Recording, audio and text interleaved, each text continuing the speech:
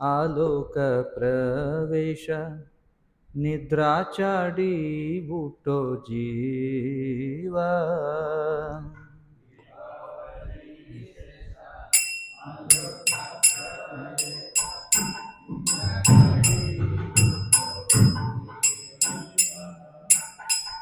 विभवरे शेष आलोक प्रवेश निद्राचाडी बूटो जीवा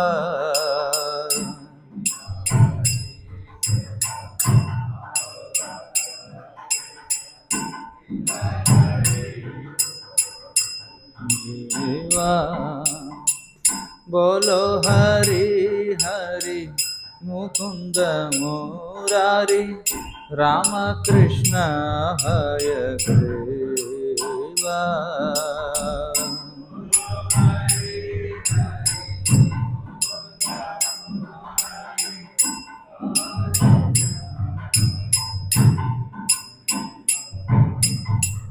बोलो हरि हरि मुकुंद मुरारी राम कृष्ण हयग्रीवा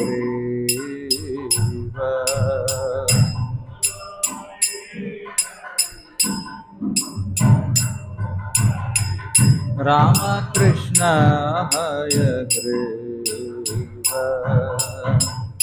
नृसिंह वामन श्रीमधुसूदन ब्रजेन्द्र नंदन श्यामा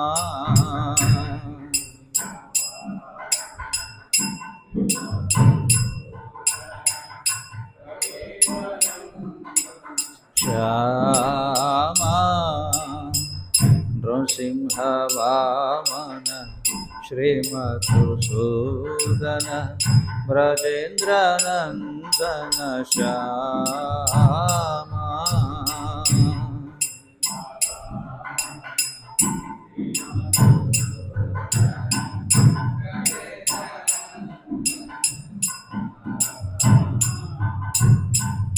पूतन घातन कैटभशातन जय दाशरथि रामा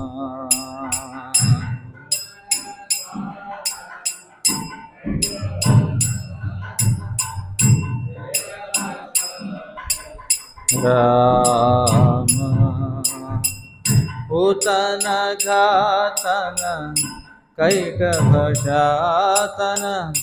जय दाशरथि रामा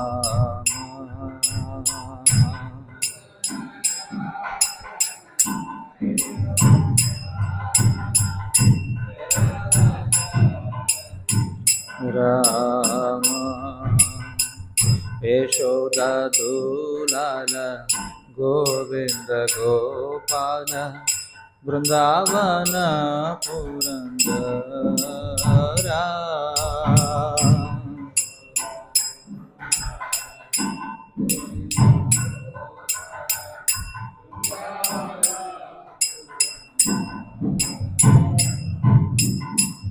यशोदा दुलाल गोविंद गोपाल वृंदावन पुरंदरा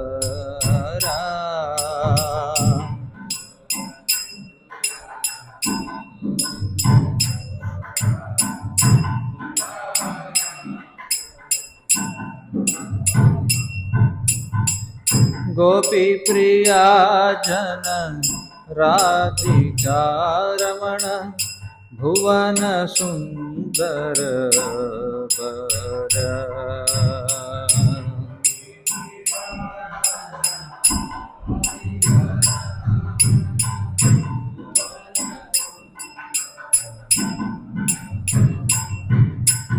गोपी प्रिया जन राधिका रमण भुवन सुंदर बर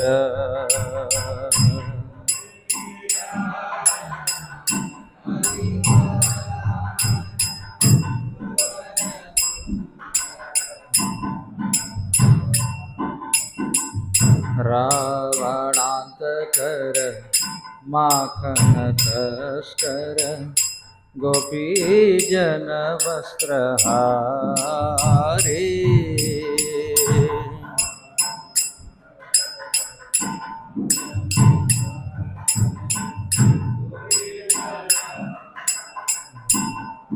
हरे रावणांतकर माखन तस्कर गोपी जन वस्त्रहारे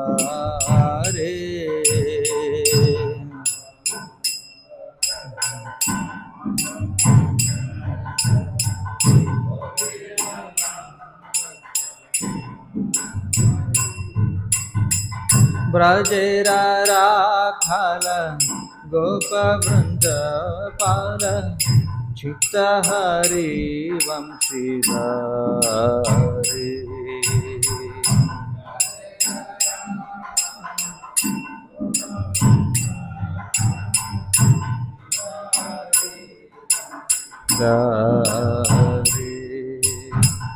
ब्रजेरा राखाल गोप वृंद पाल चित्त हरि वंशीधारी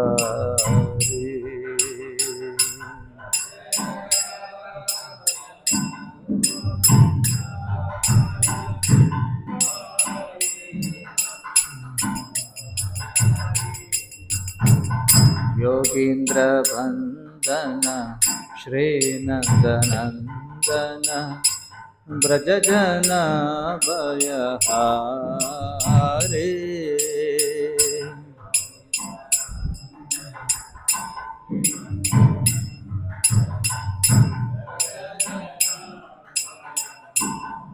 हरे योगींद्र बंदन श्री नंदनंदन ब्रज जन भयहारे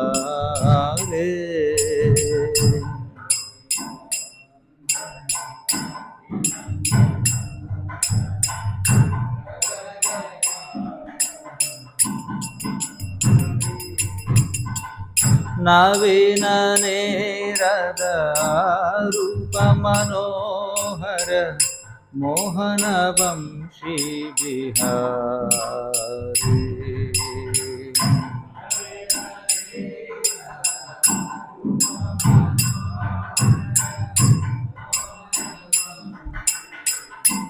हरे नवीन नेरद रूप मनोहर मोहन वंशी बिहारी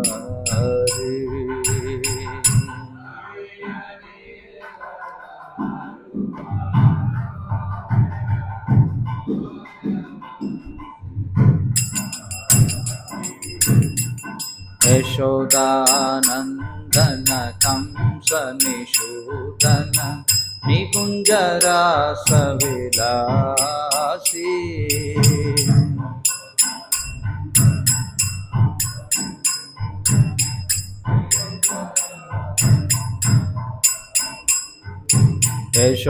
यशोदानंदन कंस निषूदन निकुंज रास विलासी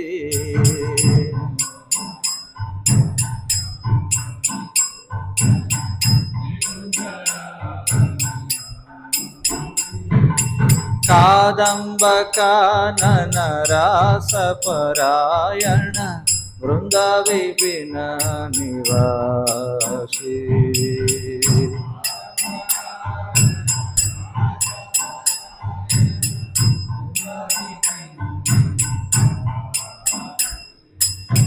कादंब कानन रास परायण वृंदा विपिन निवासी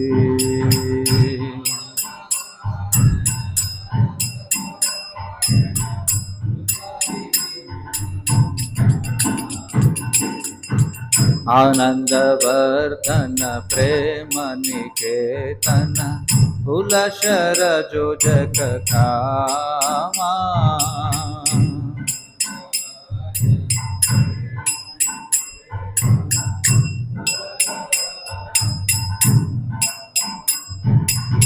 आनंदवर्धन प्रेम निकेतन कुलशर जोजक धामा।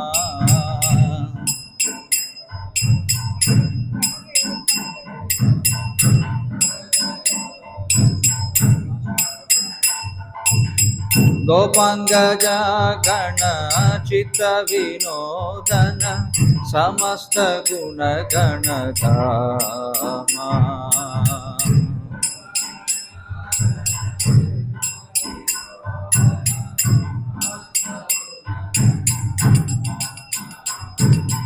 गोपांगना गण चित विनोदन समस्त गुण गण धामा।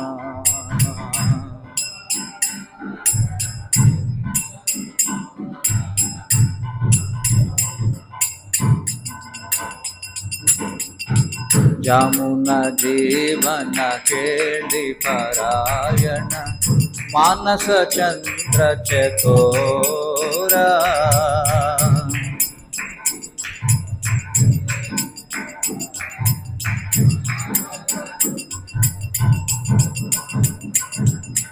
जमुना जीवन केली परायण मानस चंद्र चकोरा।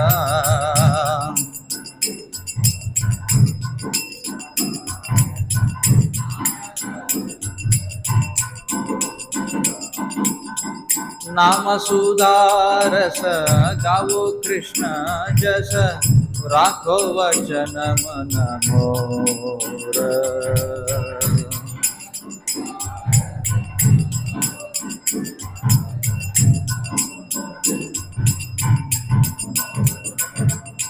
नाम सुधारस गावो कृष्ण जस राखो वचन मन मोर।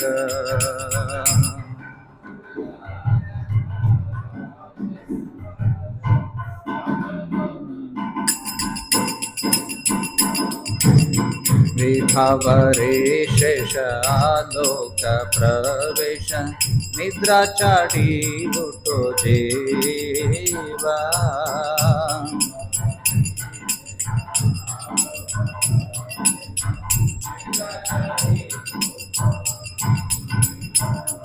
बोलो हरि हरि मुकुंद मुरारी राम कृष्ण हयग्रीव।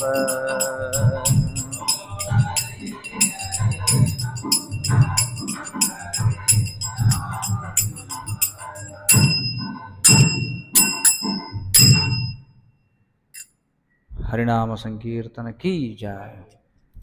जय राधा माधव कुंज बिहारी।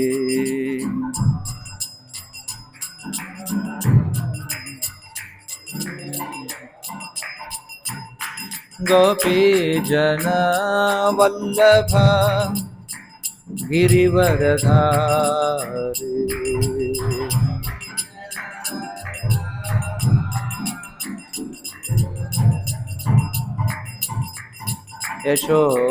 यशोदनंदन व्रज जनरंजना।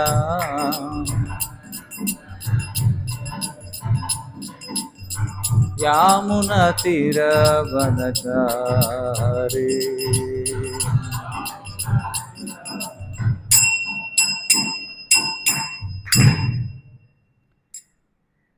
ग्रंथराज श्रीमद् भागवतम की जय। जगत गुरु श्रील प्रभुपाद की जय। ओम नमो भगवते वासुदेवाय। ओम नमो भगवते वासुदेवाय। ओम नमो भगवते वासुदेवाय।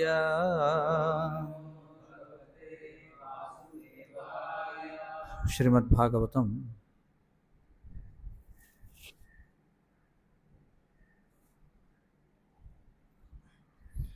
4వ స్కందం 5వ అధ్యాయం 10వ శ్లోకం పదపాఠం. యః तु अंतकाले व्युक्त जटाकलापः स्वशूल सूचि अर्पित दिग्गजेन्द्रः वितत्य नृत्यति उदित अस्त्र दोह ध्वजान् उच्च अट्टहास स्तनयित्नु भिन्न दिक् यस्त्वन्तकाले व्युक्तजटाकलापः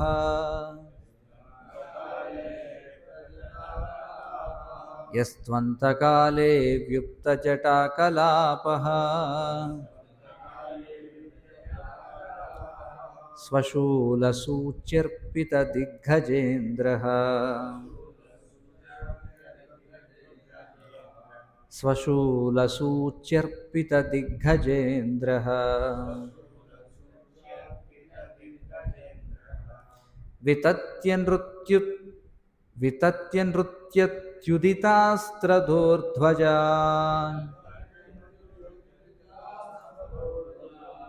वितत्यनृत्युदितास्त्रदोर्ध्वजान् उच्चाट्टहासस्तनयित्नुभिन्नधिक् उच्चाट्टहासस्तनयित्नुभिन्नधिक् यस्त्वन्तकाले व्युक्तजटाकलापः यस्त्वन्तकाले व्युक्तजटाकलापः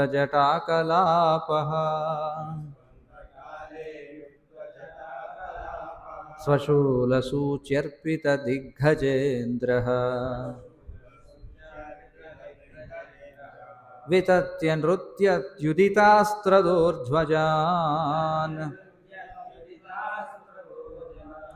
उच्चाट्टहासस्तनयित्नुभिन्नदिक्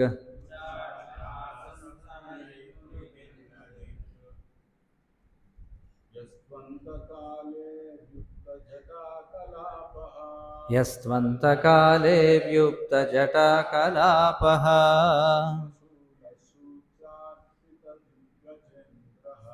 स्वशूलसूच्यर्पितदिग्गजेन्द्रः वितत्यनृत्युत्यधितास्त्रदोर्ध्वजान्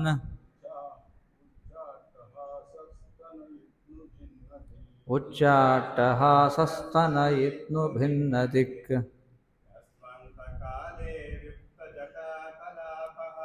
यस्त्वन्तकाले व्युक्तजटाकलापः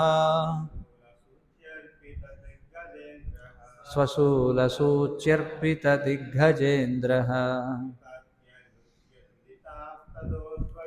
वितत्यनृत्युदितास्त्रदोर्ध्वजान् उच्चाट्टहासस्तनयित्नुभिन्नधिक् यस्त्वन्तकाले व्युक्तजटाकलापः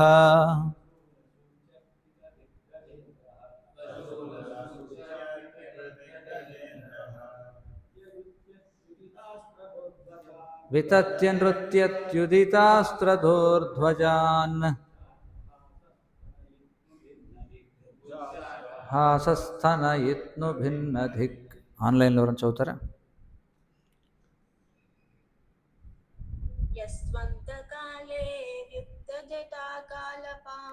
यस्त्वन्तकाले व्युक्तजटाकलापः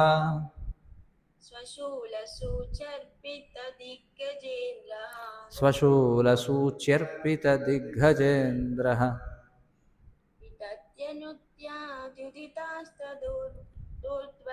वितत्यनृत्युदितास्त्रदोर्ध्वजान् उच्चाट्टहासस्तनयित्नुभिन्नधिक् ప్రతిపదార్థములు యహ ఎవరైతే శివుడు తు కానీ అంతకాలే ప్రళయ సమయమున వ్యుప్త విరబోసిన జటాకలాప జడలు స్వశూల తన త్రిశూలమును సూచి మొనలతో అర్పిత పొడచును దిగ్గజేంద్ర దిక్పాలురను వితత్య విస్తరించి నృత్యము చేయును. ఉదిత ఎత్తబడిన అస్త్ర ఆయుధములు దోహో హస్తములు ధ్వజాన్ పతాకములు ఉచ్చ పెద్దగా అట్టహాస నవ్వుచు స్తనయుత్ను పిడుగు వంటి శబ్దముచే భిన్న వేరు చేయుచు దిక్కులను. అనువాదం మరియు భాష్యము కృష్ణ కృపామూర్తి శ్రీ శ్రీమద్ అభయ చరణారవింద భక్తి వేదాంత స్వామి శ్రీల ప్రభుపాద ఇస్కాన్ సంస్థాపకాచార్య. ప్రళయ సమయమున శివుడు జుట్టు విరబోసుకుని దిక్పాలురను తన త్రిశూలముతో పొడుచును. పిడుగులు మేఘములను చెల్లా చెదురు చేయునట్లుగా ధ్వజముల వంటి తన చేతులను విస్తరించుచు అతడు అట్టహాసముతో నృత్యము కావించును. భాష్యం. అల్లుడకు శివుని శక్తి సామర్థ్యములు నెరిగిన ప్రసూతి ప్రళయ సమయమున అతడేమి చేయునో వివరించుతున్నది. శివుని శక్తి ఎంత ఘనమైనదనగా దక్షుని శక్తి దానితో ఏమాత్రము పోలదని ఇది సూచించుచున్నది. ప్రళయ సమయమున శివుడు త్రిశూలధారి అయి వివిధ లోకపాలురపై నృత్యము కావించును. సర్వత్రా వర్షము కురియుటకు మేఘములు అన్ని దిక్కులయందు విస్తరించున్నట్లుగా అతని శిరోజములు చెల్లా చెదురై ఉండెను. ప్రళయ సమయమున లోకములన్నీయును నీటిలో మునిగిపోవును. ఆ నిమజ్జనము శివతాండమున కలుగును. దానికే ప్రళయతాండవమని పేరు. దాపురించిన ప్రమాదము దక్షుడు తన కుమార్తెను నిర్లక్ష్యపరిచినందులకు మాత్రమే గాక అతడు శివుని మానమర్యాదలను ఉపేక్షించినందుకును అయి ఉన్నదని ప్రసూతి తెలుసుకొనగలిగెను. ఓం అజ్ఞానతిమిరాంధస్య జ్ఞానాంజనశలాకయా చక్షురున్మిళితం येन తస్మై శ్రీ గురవే నమః. ఓం విష్ణుపాదాయ కృష్ణప్రేష్ఠాయ భూతలే శ్రీమతే జయ భక్తి వికాస స్వామినితి నామ్నే నమః. విష్ణుపదాయ కృష్ణప్రేష్ఠాయ భూతలే శ్రీమతే భక్తి వేదాంత స్వామినితి నామ్నే. నమస్తే సారస్వతే దేవే గౌరవాణి ప్రచారిణే నిర్విశేష శూన్యవాది పాశ్చాత్య దేశచారి. జయ శ్రీ కృష్ణ చైతన్య ప్రభు నిత్యానంద శ్రీ అద్వైత గదాధర శ్రీవాసాది గౌరభక్త ప్రభు. హరే కృష్ణ కృష్ణ కృష్ణ హరే హరే హరే రామ రామ రామ హరే హరే. హరే కృష్ణ. దక్షయజ్ఞ విధ్వంసము అనేటువంటి అధ్యాయాన్ని మనం చూస్తున్నాం. ఏ విధంగా సతీదేవి దేహత్యాగం చేసిన తరువాత జరుగుతున్నటువంటి సంఘటనలు ఇక్కడ చెప్పబడుతున్నాయి. మరి ఎప్పుడైతే ఈ విషయం తెలిసిందో శివునికి ఆయన వెంటనే క్రుద్ధుడయ్యాడు. అప్పటి వరకు సహించాడు ఆయన ఎంతగానో. కానీ ఈ విషయం తెలిసిన వెంటనే ఆయన క్రుద్ధుడయ్యాడు. ఆయన పెదవిని కరిచి ఏం చేశాడు, ఆయన జటాజూటం నుండి ఒక రోమాన్ని తీసి విదిల్చగా దాని నుండి ఒక మహా భయానకమైనటువంటి ఒక రూపం ఒకటి వెలువడిందనమాట. ఎవర రూపం? వీరభద్రుడు అని చెప్పంటాం. మరి అతడి యొక్క ఆకారం ఎలా ఉందో ఇక్కడ వివరించారు. ఆకాశాన్ని తాకే ఉన్నట్టుగా ఉందట. భయానకమైనటువంటి అతడి యొక్క రూపాన్ని కూడా ఇక్కడ వివరించారు. ఒకసారి చూద్దాం ఎలా ఉందో ఆ రూపం.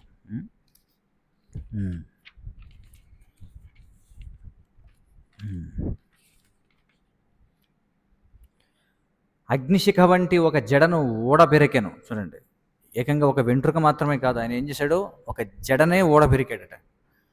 ఊడబెరికేటప్పటికి అది ఎలా ఉందంటే అగ్నిశిఖ వంటిది. నిలబడి ఏం చేశాడు, పిచ్చివాని వలె అట్టహాసము చేస్తూ దానిని నేలపై కొట్టాడట. ఇలా పీకి వెంటనే నేలపై కొట్టాడు. మరొక సందర్భంలో కూడా మనం చూస్తాం, శివుని యొక్క విస్తరణ అయినటువంటి దూర్వాసుడు కూడా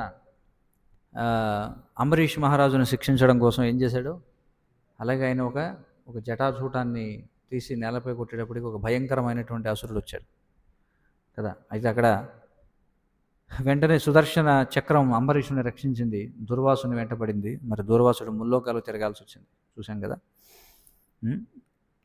అదేవిధంగా ఇక్కడ కూడా శివుడు మనం చూసినట్లయితే ఒక జడను ఓడబెరికాడు, దాని నుండి ఒక అగ్నిశిఖ వంటి ఇక్కడ చూశాడు. చూడండి తర్వాత ఏమొచ్చిందట, ఆకాశమంతా ఎత్తైన వాడు, 3 సూర్యుల ఎంత తేజోమయుడట.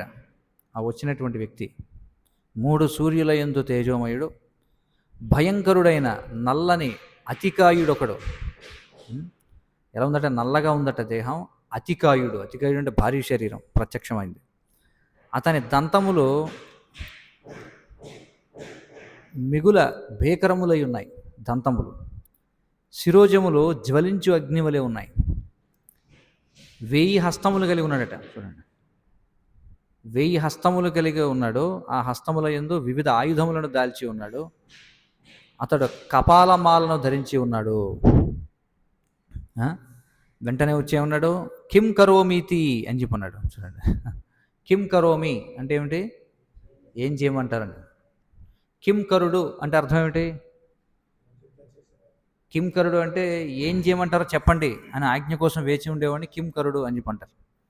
చూడండి, సంస్కృత పదాలు. కైంకర్యము అంటాం అంటే అంటే ఏమి చేయమంటారో అడిగి చేసేటువంటి సేవని కైంకర్యము అంటారు. అంటే కానీ వాళ్ళు ఇష్టం వచ్చినట్టుగా చేసేస్తే కాదు. సేవ అంటే ఎప్పుడు కూడా అవతల వారికి ఏది సంతృప్తినిస్తుందో తెలుసుకుని చేస్తేనే సేవ అవుతుంది, లేకపోతే అది మన ఇంద్రియ భోగం అవుతుంది అనమాట. అందుకే కృష్ణుడు అనుకూల్యస్య సంకల్ప అని చెప్పన్నాడు. అంటే అలాగే అనుకూలైన కృష్ణానుశీలనం 2 మాటలు ఉన్నాయి మనకి. అంటే అనుకూలంగా ఉండాలి మనం చేసేటువంటి సేవ. మనం ఎవరికైతే చేస్తున్నామో వారికి ప్రీతిని కలిగించాలి. అలాగే కైంకర్యము అంటే అడిగి తెలుసుకొని ఏది ప్రీతి చెందిస్తుందో ఆ విధంగా చేస్తే దాన్ని కైంకర్యము అని చెప్పంటారు. కాబట్టి ఇక్కడ కిం కరోమీతి అని అడిగాడట, ఏం చేయమంటారో చెప్పండి అని చెప్పి.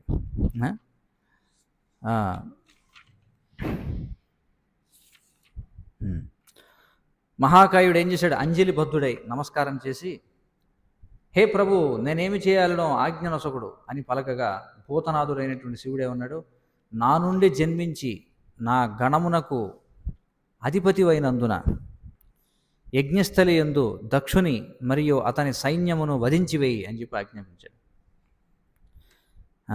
వెంటనే ఏమైంది, ఆ క్రోధ రూపమై ఉన్న నల్లని మహాకాయుడు శివాజ్ఞను నెరవేర్చాలని సంసిద్ధుడయ్యాడు. తనను ఎదిరించినటువంటి ఎటువంటి శక్తినైనా సరే సహించగలనని భావిస్తూ అతడు శివుడికి ప్రదక్షిణం చేశాడు. మరి చాలామంది రుద్రపార్షదులు అంటే శివుని యొక్క అనుచరులు గొప్ప గర్జన చేస్తూ ఆ భయంకర ఆకారుణ్ణి అనుసరించారు. మృత్యువుని కూడా సంహరింపగలిగినంతటి భీకరముకు త్రిశూలం చేతిపట్టాడట. చూడండి, కాలి అందెలు గర్జించుచున్నట్లుగా గోచరించాయట. గళ్ళు గళ్ళమని శబ్దం అవట్లే, గర్జించినట్టుగా ఉంది కాలు వేస్తే. ఆ సమయంలో ఋత్విక్కులు, ప్రధాన యజ్ఞ నిర్వాహకుడు, బ్రాహ్మణులు, ద్విజపత్నులు అంటే బ్రాహ్మణుల యొక్క భార్యలు మొదలగు సదస్యులందరూ కూడా, ఆ సదస్సు అంటే ఏమిటి, సమావేశం. సదస్యులు అంటే అందులో ఉన్నటువంటి వాళ్ళు. ఆ సమయంలో అంధకారం ఎక్కడి నుంచి వస్తుంది అని ఆశ్చర్యపడ్డారట. ఏమిటి చీకటి పడుతుంది ఇప్పుడు అని చెప్పి. అంటే సమయం కాని సమయంలో. అలాగే గాలి దుమారం రావడం కూడా చూశారు. చాలా కంగారు పడుతున్నారు, ఏమిటి సమయం కాని సమయంలో ఎందుకు జరుగుతుంది, ఎందుకు వస్తుందో ఊహాగానాలు చేస్తున్నారు. ఏం గాలి కూడా ఏం వేయడం లేదే, పోనీ ఏమైనా గోవులు నడుస్తున్నాయంటే ఇది గోధూళి వేళ కూడా కాదు. గోధూళి వేళ ఉంటుంది సాయంత్రం, అది ఒక పుణ్య సమయం అన్నమాట, గోధూళి సమయం అంటాం. ఆ సమయంలో ఏమవుతుందంటే ఆకాశం అంతా కూడా ధూళి చేత కప్పబడి ఉంటుంది. అంటే మీరు ఊహించుకోండి ఎన్ని గోవులు వెళితే ఆ ధూళి పైకి లేస్తుందో. అలాగే పోనీ దోపిడీగాళ్ళు అటు ఇటు పరిగెడుతున్నారు అందుకే దుమ్ము రేగుతుందా అంటే అది కూడా కాదు. ఎందుకంటే ప్రాచీన బర్హి మహారాజు పరిపాలన చేస్తున్నాడు కాబట్టి అది కూడా సాధ్యం కాదు. మరి ఈ దుమారం ఎక్కడి నుంచి వస్తుంది, లోక ప్రళయం ఇప్పుడు కలుగుతుందా ఏమిటి అని భావించారు వాళ్ళు.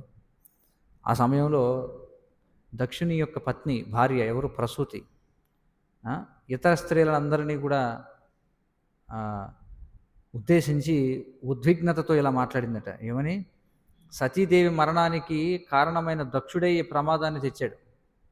దక్షుడి వల్లే ఈ ప్రమాదం వచ్చి పడింది మన మీద.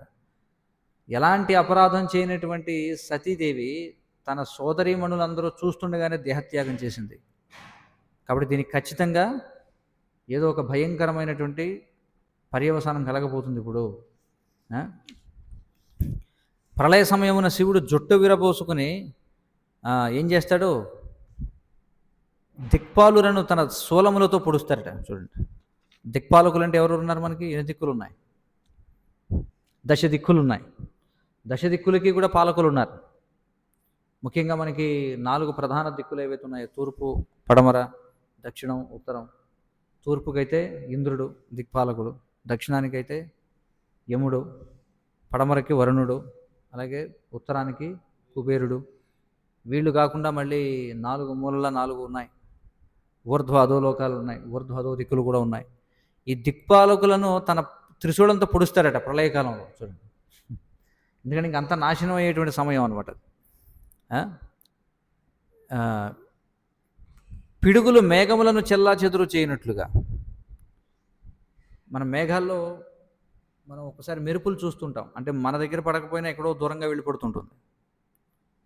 ఆ సమయంలో ఏమవుతుందట, ఈ పిడుగు పడినప్పుడు మేఘాలు చెల్లా చెదురవుతాయి దాని యొక్క శక్తికి. అలాగే ధ్వజముల వంటి తన చేతులను విస్తరించుచు అతడు అట్టహాసంతో నృత్యము కావిస్తూ ఉన్నాడు. ఆయన యొక్క జటాజూటాలు అవి ఎలా విస్తరించున్నాయట అంటే ఆకాశంలో మేఘాల వల్ల విస్తరించున్నాయట. చూడండి, అందుకే మీరు చూసే ఉంటారు ఈ నటరాజ విగ్రహం. నటరాజ విగ్రహం చూసే ఉంటారు కదా, చాలా ప్రసిద్ధిగాంచింది నటరాజ విగ్రహం. ఆ నటరాజ రూపాన్ని మనం చూస్తే అందులో చూడొచ్చు ఆయన యొక్క జటాజూటాలన్నీ కూడా ఆయన నృత్యం చేస్తుంటే మొత్తం అన్నీ కూడా గాలిలో అవి ఎగురుతూ ఉంటాయన్నమాట. ఒక విధమైనటువంటి భంగిమలో ఆయన నృత్యం చేస్తూ ఉంటాడు, మనం చూడొచ్చు. దాన్ని తాండవ నృత్యం అని చెప్పి అంటారు అనమాట. మనకి కృష్ణుడు కూడా ఆ విధమైనటువంటి నృత్యం చేశాడు. ఇప్పుడు చేశాడు కాళీయమర్దనం చేసినప్పుడు కదా, శిక్షించడం కోసం చేసేటువంటిది అనమాట. ఎలాగంటే చూడండి, కీబోర్డు వాయించే వాళ్ళు ఏం చేస్తారు, ఇలాగ ఒక్కొక్క మీటర్ నొక్కుతూ ఉంటారు వరుసగా. అలాగే కృష్ణుడు కూడా కాళీయుని శిరస్సులు, అనేకమైన శిరస్సులు ఉన్నాయి.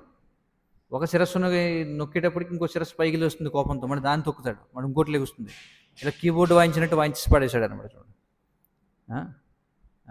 కాళీయమర్దనం అని చెప్పి అంటారు.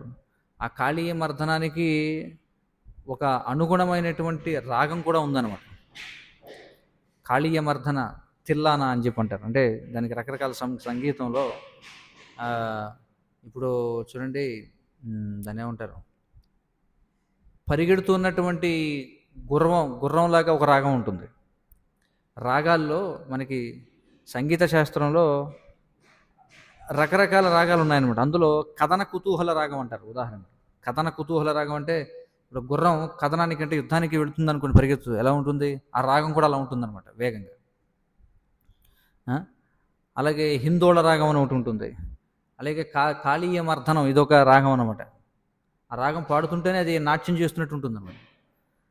అయితే ఆ సంగీతానికి అనుగుణంగా మరి నృత్యం కూడా ఉంది. వాళ్ళు ఒక రాగంలో పాడుతుంటే ఆ రాగానికి తగినటువంటి నాట్యం చేయాలి. ఇవన్నీ కూడా మనకి సామవేదంలో పొందుపరచబడ్డాయి. సామవేదంలో సంగీత శాస్త్రంలో భరతముని ఇటువంటి వాళ్ళందరూ కూడా భరతనాట్యం, అలాగే అనేక రూపకాలు ఉన్నాయి. అలాగే ఒడిస్సీ నృత్యం అంటారు, కథక్కళి అంటారు. ఇంకా మనకి ఇంకేమున్నాయి నృత్యాల పేర్లు, కూచిపూడి, శాస్త్రీయ నృత్యాలు అన్నమాట. ఇవన్నీ కూడా ఏమిటంటే భగవంతుని యొక్క లీలలను వివరించేటువంటివే. సంగీతం కావచ్చు లేదా నాట్యం కావచ్చు, ఇవన్నీ దేనికోసం ఉన్నాయంటే భగవంతుని యొక్క లీలలకు రూపకాలన్నమాట. నృత్య రూపకము, వాద్య రూపకము, గాన రూపకము అని చెప్పి అంటారు. అంటే గానం ద్వారా భగవంతుడి యొక్క వైభవాలను వ్యక్తం చేయడం. అలాగే వాద్య రూపకం అంటే వాద్యాలు పాడకుండా వాయిస్తూనే భగవంతుని యొక్క వైభవాలను వ్యక్తం చేయడం. అలాగే నృత్య రూపకాలు ఉన్నాయి, నృత్యం ద్వారా భగవంతుని లీలలను వ్యక్తం చేయడం. చూడండి, ఇవన్నీ వాస్తవానికి ఇవన్నీ వాటి యొక్క ప్రయోజనం అది. కానీ ఇప్పుడు ఏవైతే మనం వింటున్నామో పాటలు కావచ్చు, ఇవన్నిటికీ ఏమి సంబంధం లేదనమాట భగవంతుడికి. కాబట్టి ఇక్కడ తాండవ నృత్యం చేస్తున్నాడట శివుడు. చూడండి, అట్టహాసంతో నృత్యం చేస్తూ ఉన్నాడు. ఆమె చెప్తుంది, ఇది ఖచ్చితంగా శివుడు తన యొక్క తాండవ నృత్యం మొదలుపెట్టాడు, అందుకే ఇంత భీకరమైనటువంటి లక్షణాలు మనకు కనిపిస్తున్నాయి. ఎందుకంటే ప్రసూతికి తెలుసు శివుని యొక్క అల్లుడి యొక్క గొప్పతనం ఏమిటనేది ఆమెకు బాగా తెలుసు అనమాట. ఎంతటి ఘనమైందంటే దక్షుని శక్తి దానితో ఏమాత్రం పోలదు. ఎందుకంటే దక్షుడు ఒక సాధారణ జీవుడు, కానీ శివుడు సాధారణ జీవుడు కాదు కదా, ఆయన శంభుతత్వము అని చెప్పి అంటారు. ఎందుకంటే నారాయణుడు నేరుగా ఈ భౌతిక శక్తిని స్పృశించడు. ఎందుకంటే మనం ఎన్నోసార్లు చెప్పుకున్నాం, భిన్నామే ప్రకృతి రష్టదా అని చెప్పబడింది భగవద్గీతలో. ఈ 8 రకాల పదార్థాలను కలిగినటువంటి నా యొక్క భౌతిక శక్తి అది భిన్న ప్రకృతి అని చెప్పబడింది. అంటే దూరంగా నిలబడుతుందన్నమాట విష్ణువు నుండి ఈ భౌతిక శక్తి. ఆమెతో వ్యవహరించాల్సి వచ్చినప్పుడు నారాయణుడు శివునిగా విస్తరిస్తాడు.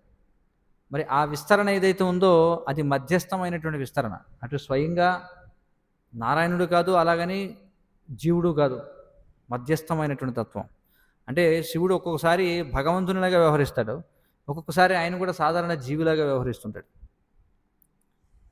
ఎప్పుడైతే మాయతో వ్యవహరించాల్సి వస్తుందో, అంటే చూడండి, ఎప్పుడైతే మాయ అంటే ఎవరు? శివుని యొక్క భార్య, అంతే కదా. పార్వతి దుర్గా, ఆమె శివుని యొక్క భార్య. ఎప్పుడైతే దుర్గాదేవిని నియంత్రిస్తాడో అప్పుడు ఆయన భగవంతుడిలాగా వ్యవహరిస్తాడు.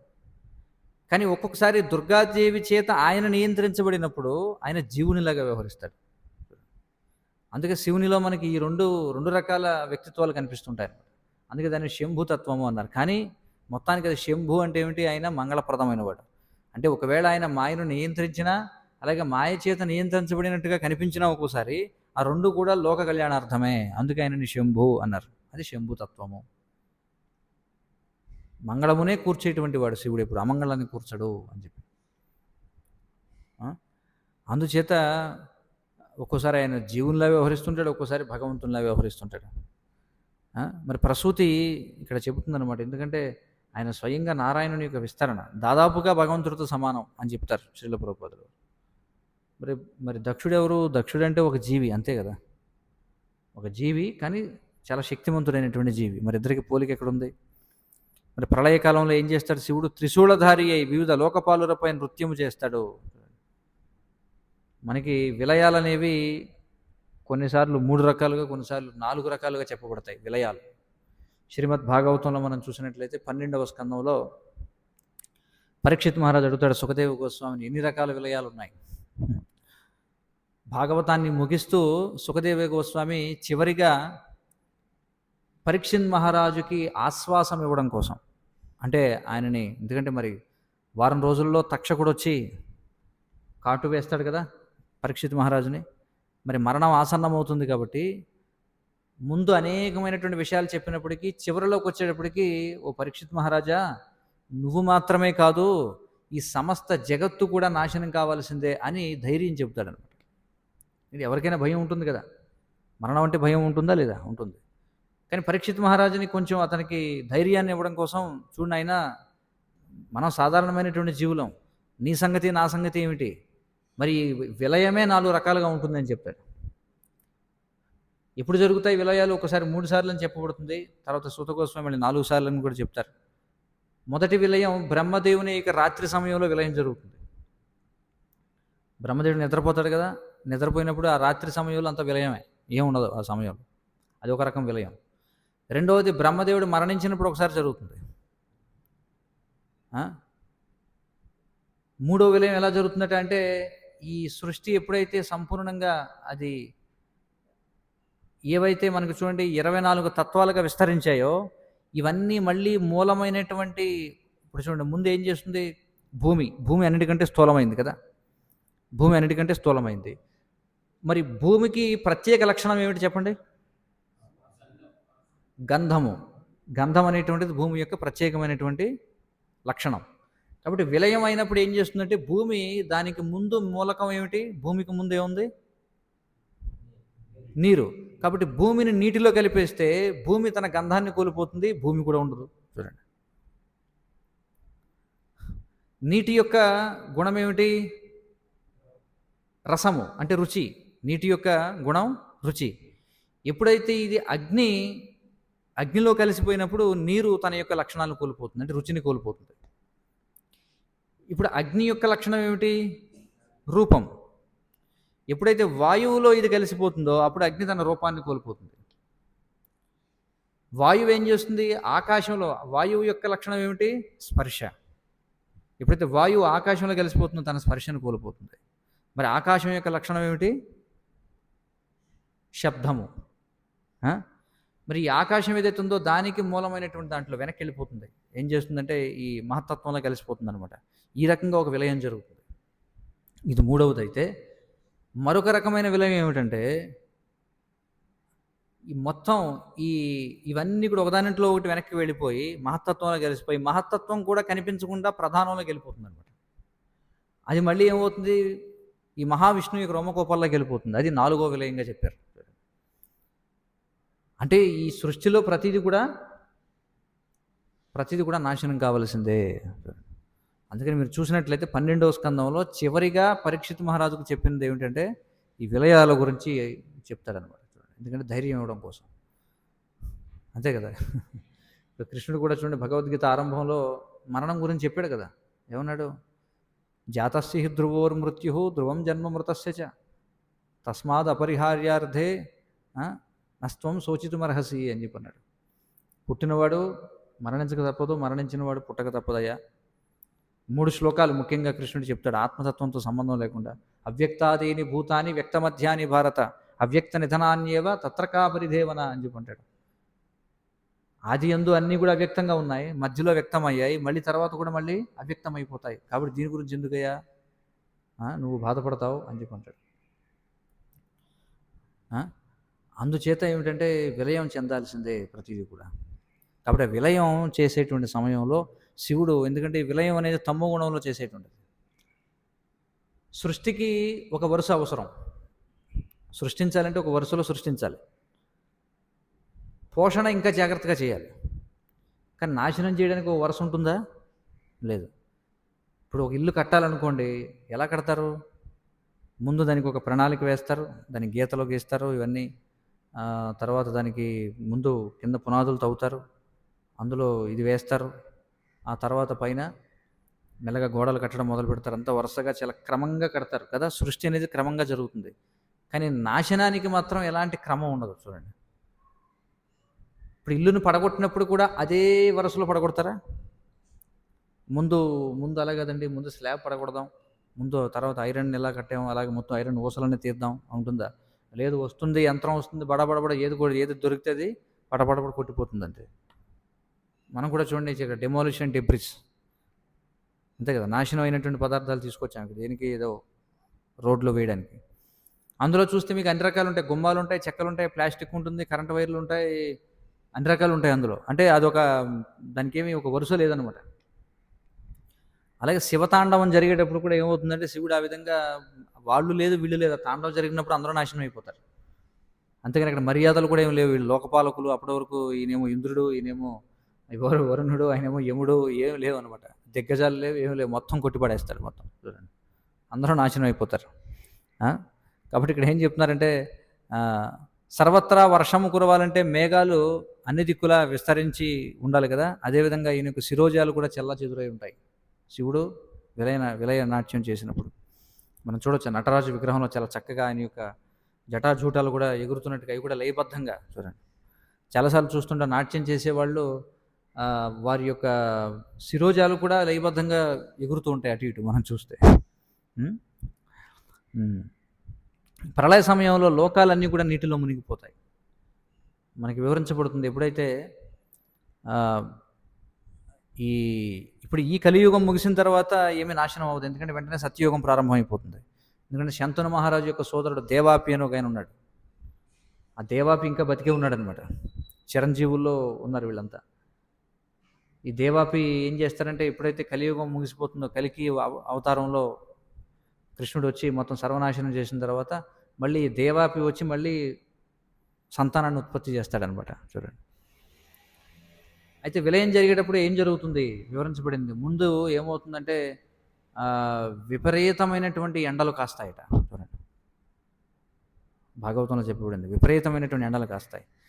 ఎండలు కాసేటప్పటికి ఏమవుతుంది, మొత్తం ఎక్కడ కూడా కొద్దిగా కూడా తేమ లేకుండా సూర్యుడు మొత్తం ఆవిరి చేసి పడేస్తాడు. కంప్లీట్ డ్రై అన్నమాట, మొత్తం ఎండిపోతుంది అనమాట, శుష్కం మొత్తం. మొత్తం ఎండిపోయిన తర్వాత ఒక 100 సంవత్సరాల పాటు ఆ విధంగా సూర్యుడు కాల్చి పడేస్తాడు, మొత్తం నీటిని శోషింపజేస్తాడు. బాగా ఎండిపోయిన తర్వాత అప్పుడు ఇంకేమవుతుంది, భగ్గుమని మండిపోతుంది. అలా 100 సంవత్సరాలు మండిపోతుంది. మండిపోయిన తర్వాత మళ్ళీ 100 సంవత్సరాల పాటు నీళ్లు, వర్షం పడుతుంది, మళ్ళీ ప్రళయ జలాలు. ఇలా ఉంటుందన్నమాట పరిస్థితి. కాబట్టి ఇక్కడ అదే చెప్తున్నారనమాట. ఆ నిమజ్జనము శివతాండమున కలుగును, దానికే ప్రళయతాండవం అని పేరు. దాపురించిన ప్రమాదము దక్షుడు తన కుమార్తె నిర్లక్ష్యపరిచినందులకు మాత్రమే కాక అతడు శివుని మానమర్యాదలను ఉపేక్షించినందుకును అయి ఉన్నదనే ప్రసూతి తెలుసుకొనగలిగింది. మనం చాలాసార్లు చూస్తుంటాం, అంటే స్త్రీలు మనం సాంప్రదాయబద్ధంగా చూసినట్లయితే వాళ్ళు ఎంతో తెలివైనటువంటి వాళ్ళు. ఎందుకంటే కృష్ణుడు భగవద్గీతలో ఏం చెప్తున్నాడు, 10వ అధ్యాయంలో స్మృతి ఏమిటది, 10వ అధ్యాయంలో ఏం చెప్తున్నాడు, స్త్రీల యందు నేను స్మృతిర్మేధ ధృతి ఏదో ఉంటుంది శ్లోకం, సరైన సమయంలో గుర్తురావు. సో కాబట్టి చెప్తున్నాడు అనమాట. కానీ వాళ్ళు ఎప్పుడు కూడా ఏమంటారు, బ్యాక్గ్రౌండ్ పాత్రనే పోషించేవారు అనమాట. మీరు చూస్తే అంటే వారు ఇప్పుడు చూడండి, అందుకే మనం ఏదన్నా మనం పూజలు అవి చేస్తున్నప్పుడు భార్యాభర్తలు ఇద్దరు కూర్చుంటారు. భర్తకి ఎప్పుడు కూడా వామభాగంలో, ఇది దక్షిణ భాగం, ఇది వామభాగం. దక్షిణ భాగం అంటే కుడి పక్కన, వామం అంటే ఎడం పక్కన. ఎడం పక్కన స్త్రీ కూర్చుని ఉంటుంది, భార్య కూర్చుని ఉంటుంది. అయితే ఇప్పుడు చూడండి, పూజ చేసేటప్పుడు ఏం చేస్తారంటే ఎడం చేత్తో చేయరు. ఏం చేస్తారు, కుడి చేయి చేస్తుంది, ఎడం చెయ్య ఏం చేస్తుంది, ఊతం ఇవ్వడం అని చెప్పి అంటాం. ఊతం ఇవ్వడం అంటే ఏమిటి, దీనికి సహాయం చేయడం అనమాట. కాబట్టి స్త్రీ పాత్ర సమాజంలో అలాంటిది అనమాట, ఊతం ఇవ్వడం. అందుకని మరి ఇప్పుడు కూడా ఫ్రంట్ రోల్ ప్లే చేయడం అనేది లేదు. అందుకే చాలామంది అసురుల విషయంలో మీరు గమనించారో లేదో, రావణుడు కావచ్చు, లేదా హిరణ్యకశిపుడు కావచ్చు, లేకపోతే ఇక్కడ కూడా దక్షుడు కావచ్చు, చాలా సందర్భాల్లో వాళ్ళ భార్యలు చాలా తెలివైన వాళ్ళు ఉంటారు. వాలి యొక్క భార్య అక్కడ తార, వాళ్ళందరూ చెప్తూనే ఉంటారు, కానీ వాళ్ళు వినరుగా. అర్థమవుతుంది కదా. కానీ ఇక్కడ మీరు గమనించినట్లయితే ఈ అసురులందరూ వాళ్ళ భార్యలు మంచివాళ్ళు, ఎందుకంటే వాళ్ళ భార్యలు అందరూ లోపల నోములై నోసుకుంటూ ఉంటారు. అందరూ కూడా విష్ణుని పూజిస్తూ ఉంటారు భార్యలంతా. మరి తమిళనాడులో చూస్తే మనకి నాస్తికులు ఉంటారు చాలామంది ముఖ్యమంత్రులు. కానీ విశేషం ఏంటంటే వాళ్ళ భార్యలు, వీళ్ళేమో బయటకేమో అంతా కూడా నాస్తికత్వం మాట్లాడతారు ఓట్ల కోసం, వాళ్ళ భార్యలేమో లోపలంతా కూడా పూజలు పునస్కారాలు చేస్తుంటారు. చాలా సందర్భాల్లో జరుగుతుంటుంది. ఉందా?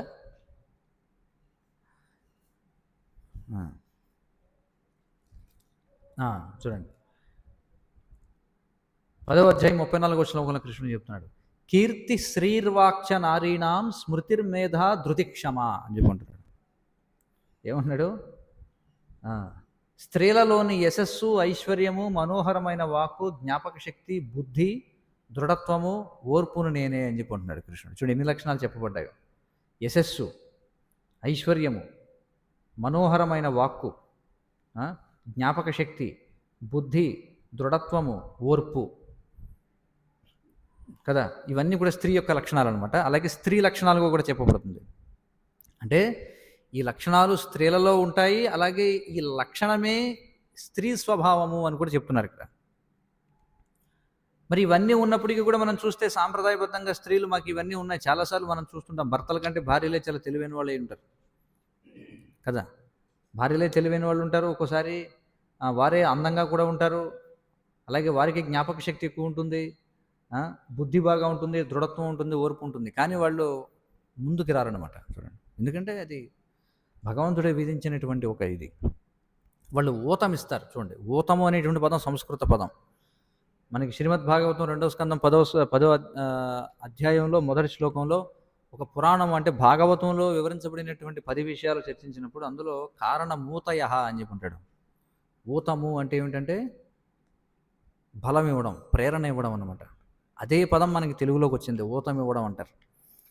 కాబట్టి భార్య భర్తకు ఊతం ఇచ్చేదిగా ఉండాలి, ఎప్పుడు కూడా వెనక నుండి ప్రోత్సాహాన్ని ఇచ్చేదిగా ఉండాలి. ఆ విధంగా వారి పాత్రను పోషించాలన్నమాట. కానీ మనం చూస్తాం, ఎప్పుడైతే ఈ చరిత్రలో ఈ అసురులందరూ మరణించగానే వారి భార్యలు మాట్లాడటం చూస్తాం మనం. మేము చెప్పాం, వాళ్ళు రోధిస్తూ కూడా, భర్త మరణించాడని రోధిస్తూ కూడా వాళ్ళు గుండెలు బాదుకుంటూ, ఎంతమందిని ఏడిపించావురా నువ్వు, రావణుడి భార్య ఏడుస్తుంది. అలాగే రామాయణంలో మనం చూస్తే, నీ పేరే లోకరావణుడురా, నీ పేరే లోకరావణుడు, గుండెలు బాదుకుంటూ అరుచుకుంటుంటుంది.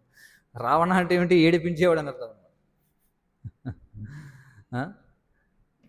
కాబట్టి వాళ్ళకి తెలుసు అనమాట. అలాగే ఇక్కడ కూడా ప్రసూతి, ఇప్పుడు మనం చూస్తాం, ప్రసూతి కూడా చెప్తుంది, ఇగో చెప్పిన మాట వినలేదు, జరగబోయేది ఏమిటో చూడు. ఇప్పుడు ఇదంతా ఎందుకు జరుగుతుంది, శివుడు అక్కడ తాండవ నృత్యం చేస్తున్నాడు ఇక్కడ. అందుచేతనే ఇవన్నీ ఇప్పుడు మనం చూసేటువంటి ఏవైతే లక్షణాలు కనిపిస్తున్నాయో దానికి కారణం అదే అని గుర్తుపట్టగలిగింది. ఎందుకంటే అదే అంటే ప్రసూతికి ఉన్నటువంటి బుద్ధి ఎవరికి లేదు, దక్షుడికి లేదనమాట. అలాగని ప్రసూతి ముందు నుంచి భర్తని ధిక్కరించి ఆమె ముందుకు వచ్చి మాట్లాడిందా? మాట్లాడలేదు. అది ఇక్కడ విశేషం మనం గమనించాల్సింది. హరే కృష్ణ కృష్ణ కృష్ణ హరే హరే, హరే రామ రామ రామ హరే హరే. ఏమైనా ప్రశ్నలు సూచనలు ఉంటే చెప్పండి.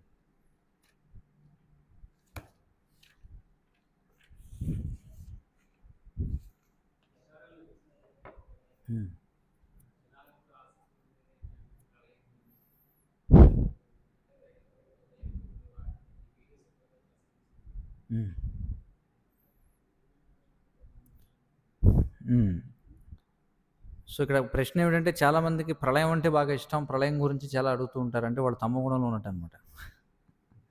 ఎందుకంటే సృష్టిలో సృష్టి కార్యం గురించి తెలుసుకోవచ్చు, పోషణ గురించి తెలుసుకోవచ్చు, కానీ ప్రళయం గురించి ఎందుకు ఆసక్తి చూపించాలి అంటే అది కూడా వాడి గుణాన్ని బట్టి వాళ్ళు ఆసక్తి చూపిస్తుంటారు. అన్నట్టుగా ఈ రోజుల్లో ఎక్కువ ప్రళయం గురించి ఎక్కువ చర్చలు జరుగుతున్నాయి యూట్యూబ్లో, వీటిలో అంటే ఎందుకంటే అందరూ తమ గుణంలో ఉన్నారనమాట. దాని గురించి ఉన్నాయి శాస్త్రాల్లో విశేషాలు చెప్పబడ్డాయి. సృష్టి గురించి చెప్పబడింది, విలయం గురించి చెప్పబడింది, అన్నీ ఉన్నాయి. అంతకంటే ఎక్కువ పోషణ గురించి చెప్పబడింది. సృష్టించడం గురించి ఉంది, నాశనం గురించి కూడా ఉంది, కానీ పోషణ గురించి అంతకంటే ఎక్కువ రెట్లుగా చెప్పబడింది. ఎందుకంటే పోషణే సారం కాబట్టి. అవుతుంది కదా.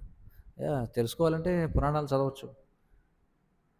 ఒకటి చూడాలనుకుంటే మార్కండేయముని కూడా అలాగే చూడాలనుకున్నాడు.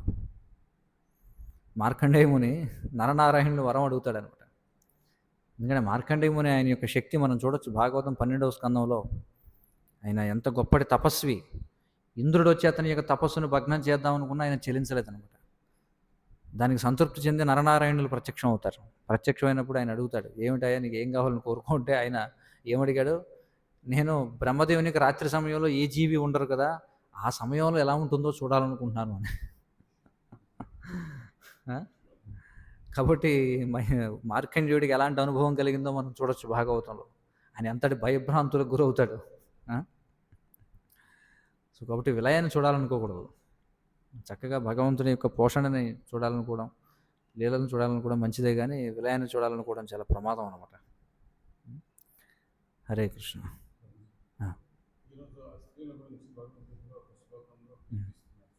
10:34.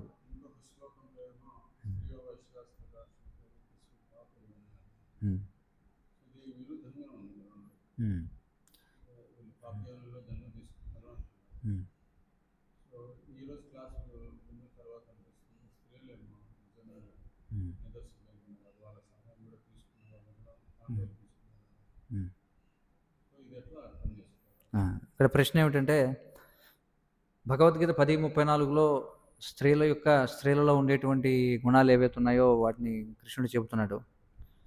వాస్తవంగా ఈ 10వ అధ్యాయంలో చూస్తే అనేకమైనటువంటి వాటిలో కృష్ణుడు చెప్తాడు, అందులో నేను ఇది, నేను అందులో ఇది, నేను ఇందులో ఇది, అందులో ఇది అని. అంటే ప్రతి దాంట్లో కూడా మంచి ఉంటుంది, చెడు ఉంటుంది. అయితే స్త్రీలలో ఈ లక్షణాలన్నీ కూడా ఉన్నప్పటికీ ఇవన్నీ కూడా సంరక్షింపబడి వినియోగింపబడాలి. ఒకవేళ ఈ లక్షణాలు సంరక్షింపబడలేదనుకోండి, ఇప్పుడు ఉదాహరణకి స్త్రీలో మనోహరమైనటువంటి వాక్కును నేనే అని చెప్పన్నాడు. ఆ మనోహరమైన వాక్కు ఎవరి ముందు ఉపయోగించబడాలి, ఎవరు దాన్ని వాడుకోవాలి? అర్థమవుతుంది కదా. సో ఏ సందర్భంలో అవి వినియోగింపబడాలి? ఇవి చాలా ఏమంటారంటే చాలా సున్నితమైనటువంటివి అన్నమాట. ఇవి సంరక్షింపబడలేదనుకోండి, అప్పుడు అవి దుర్వినియోగపడతాయి. ప్రస్తుత సమాజంలో చూస్తున్నాం కదా, ఈ ఫేక్ కాల్స్ చేసేవాళ్ళంతా కూడా ఎక్కువ స్త్రీలనే వాడుకుంటుంటారు. వాళ్ళు చాలా మధుర స్వరంతో ఫోన్ చేసి మీ ఓటీపీ ఒకసారి చెప్తారా అని చెప్పన్నాడు. ఆహా ఓటీపీ రాగానే చెప్పేస్తాడు, మొత్తం ₹1,00,000 గాయం పోయింది మొత్తం. అర్థమవుతుంది కదా. ప్రతి చోటన అదే కదా. ఇప్పుడు ఒక ఏమంటారు దాన్ని, ఎంఆర్ఎఫ్ టైర్ నమ్మాలన్నా సరే ఒక స్త్రీని పెట్టుకుంటాడు. టైర్కి స్త్రీకి ఏమిటి సంబంధం? పెన్ను అమ్మాలి, దానికి కూడా స్త్రీ, సంబంధమే లేదు. అంటే దుర్వినియోగపడటమే కదా. వాళ్ళకు కూడా అంత ఆలోచించి మనం దోచుకోబడుతున్నాం, మనని స్త్రీ స్వాతంత్ర్యం పేరుతో వాస్తవానికి మనల్ని దోచుకుంటున్నారు, మనల్ని ఒక ఆట బొమ్మగా అని ఆలోచించే మేధస్సు లేదనమాట. ఉంది మేధస్సు, కానీ అది వాళ్ళు సంరక్షింపబడితే అది చాలా గొప్పగా ఉపయోగపడుతుంది. సంరక్షింపబడకపోతే అప్పుడు ఏమవుతుంది? అది దుర్వినియోగం అవ్వబడుతుంది. అందుచేతనే స్త్రీ శూద్ర ద్విజబంధునాం అని చెప్పబడింది అనమాట. అట్లా చెప్పండి.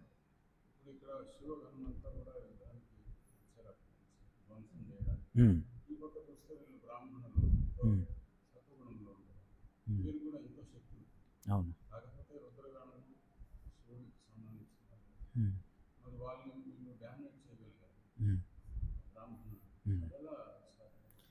అది ఎలా సాధ్యమవుతుంది? ఇక్కడ ప్రశ్న ఏమిటంటే, ఇక్కడ బ్రాహ్మణులు ఉన్నారు, వాళ్ళు సాత్వికమైనటువంటి శక్తిని కలిగి ఉన్నారు.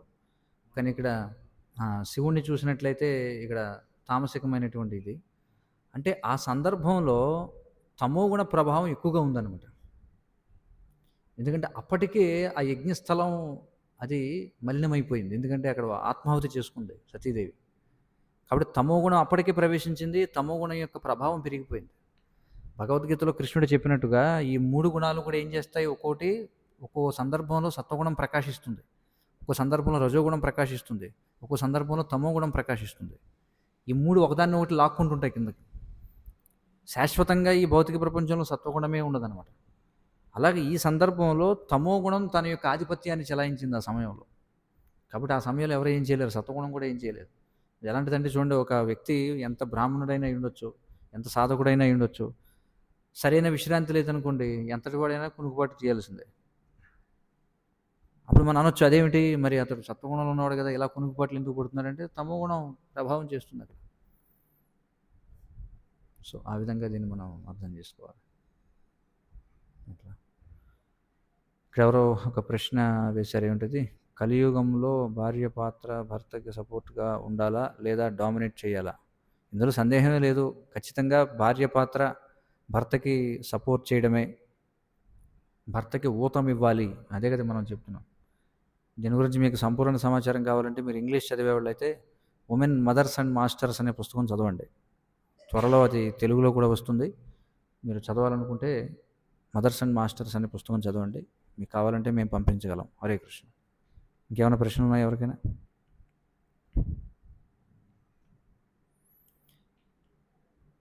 గ్రంథరాజ్